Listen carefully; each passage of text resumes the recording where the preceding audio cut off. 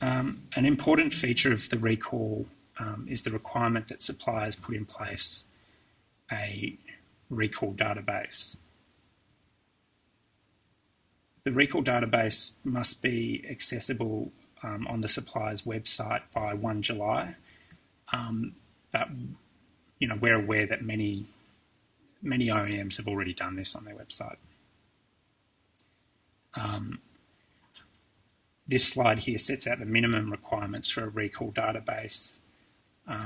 They're the minimum requirements. I think that some are adding, further functionality and more detail. And we expect that this is going to be a really valuable resource, not just for consumers. It's certainly directed at first instance to consumers to be able to check their vehicle. But it's going to be really handy for all sectors of the industry affected by the recall. So you can see that on the slide that the database must inform the consumer of the recall status of the model and release year of any vehicle matching the VIN, inform a consumer of the recall status of any vehicle matching the VIN, and that's by identifying its status as either complete, active, future, or critical.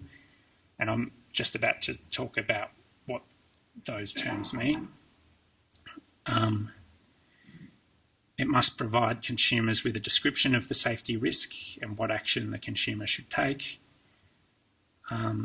Must provide consumers with the relevant product recall assessment number.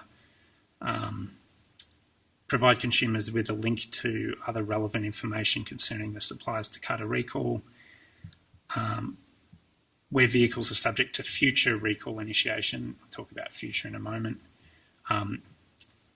it needs to set out a brief explanation about how and why the replacement is being prioritised by the supplier. So we want consumers to understand these things that I've been talking about, these priority factors. And it also has to have like a PDF functionality so that consumers can have a record of this.